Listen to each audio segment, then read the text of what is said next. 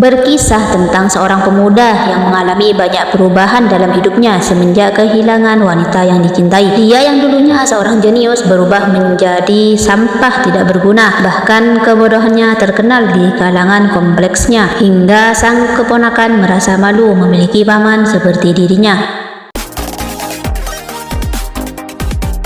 Untuk menghibur rasa sedihnya karena menjadi pengangguran akibat selalu ditolak setiap melamar pekerjaan, dia menghibur dirinya dengan minum-minum, juga membantu pekerjaan rumah.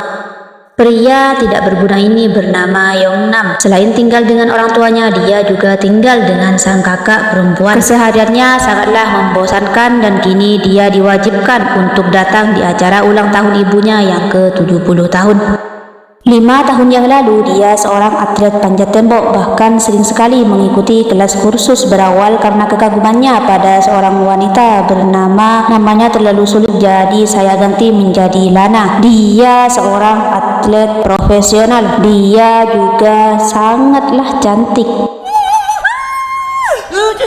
Yonam merasa sesak mengingat momen bahagia itu karena semuanya tinggal kenangan, dan kini dia harus segera bersiap untuk menghadiri pesta ulang tahun sang ibu yang sejak tadi terus mengomelinya dan selalu memperlakukannya seperti anak kecil. Tamu undangan mulai berdatangan. Pesta itu digelar dengan sangat meriah. Yonam merasa risih hingga tiba di sesi pemotretan seluruh keluarga. Dia yang awalnya cuek tiba-tiba berubah grogi bercampur senang ketika matanya bertatapan dengan pramusaji yang menuangkan minuman. Ternyata dia adalah wanita yang disukainya sedari dulu. Disinilah mereka berdua saling menyapa setelah bertahun-tahun putus hubungan. Yonam tentu saja merasa minder karena tidak ingin merasa buruk pada kesan pertamanya. Dia berbohong tentang pekerjaannya. 과장이야, 이 과장. 나는 회사.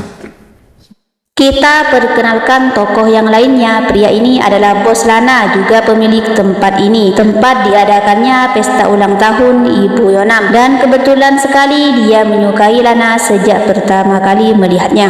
나 가볍게 생각하고 대시한 거 아니야? Sebuah truk kontainer dengan muatan penuh melintas di jalan raya dengan sangat mencurigakan. Truk itu terus melaju hingga berhenti di depan gedung farmasi. Setelah mematahkan kunci, sang sopir segera keluar dari dalam truk. Dia mengotak-atik muatan truk.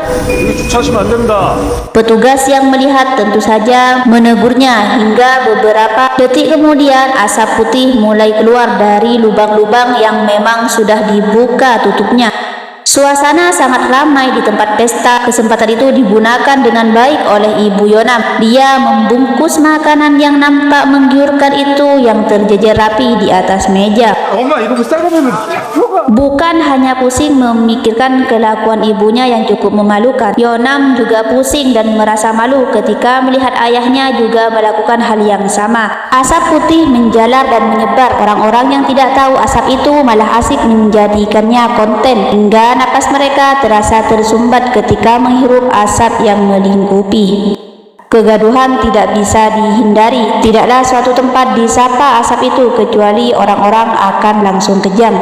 Kini yang bisa mereka lakukan adalah segera berlari menjauh sejauh mungkin dari asap yang terus menyebar. Kemacetan terjadi di mana-mana. Tidak hanya itu, sebuah truk gas LPG meledak ketika bertabrakan dengan truk yang mengeluarkan api dari arah berlawanan. Saking tingginya ledakan yang dihasilkan hingga mengacaukan pesta di mana ibu Yonam menggelarnya. Lana yang mengetahui bahwa kondisi mulai tidak terkendali segera menyalakan alarm peringatan, sedang Yonam membawa keluarganya segera keluar dari dalam gedung. Dia terkejut melihat suasana di luar tidak kalah kacau dengan kondisi di dalam gedung, hingga melihat di belakang sang kakak asap putih sudah mulai mendekat. Yonam berteriak panik ketika melihat kakaknya terkapar akibat menghirup asap putih itu, membuatnya segera bergegas untuk menolongnya. Meski berhasil diselamatkan, tapi kondisi kakaknya sangatlah kritis dan sukar sekali mendapatkan pertolongan karena kondisi di luar sangat tidak terkendali. Butuh waktu yang lama bagi para medis untuk datang. Yeonam berdiri tepat di samping Lana yang juga sama terkejutnya dengan dirinya ketika melihat asap sudah menyebar dengan sangat luasnya di luar sana. Tidak ada yang tahu asap apa itu hingga menyebabkan tragedi yang cukup mengerikan.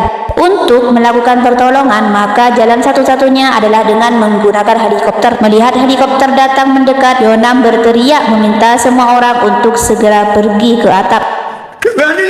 Sayangnya, masalah baru malah datang ketika pemilik gedung mengatakan dirinya lupa membawa kunci pintu yang mengarah ke atap. 그 열쇠 내가 Suasana kembali gaduh. Untuk bisa membuka pintu harus ada kunci atau membukanya dari luar, sedangkan asap sudah mulai naik. Para medis kewalahan mengatasi kondisi di luar sana karena pasien terus berdatangan, sedang mereka tidak tahu asap jenis apa yang kini menyerang mereka dan apa bahan formulanya. Semua orang bergegas mencari kunci cadangan pintu atap hingga siaran berita yang memberikan instruksi untuk mengatasi asap membuat mereka terdiam untuk menyimak. Kini yang mereka butuhkan adalah masker ungu yang memang dikhususkan untuk mengatasi keracunan dan hanya bisa digunakan selama 10 menit. Lana tidak menemukan masker yang disebutkan di dalam laci. Dia tidak tahu bahwa pemilik gedung tengah menyembunyikannya untuk dirinya sendiri. 방독면만 있으면 그냥 1층 가서 열쇠 가져오면 되는 건데. Barulah setelah dia mendengar bahwa salah seorang di antara mereka akan turun ke bawah untuk mengambil kunci dan membutuhkan masker untuk mengambil kunci itu, bos itu baru menyerahkan masker itu. 여기 방독면 있다.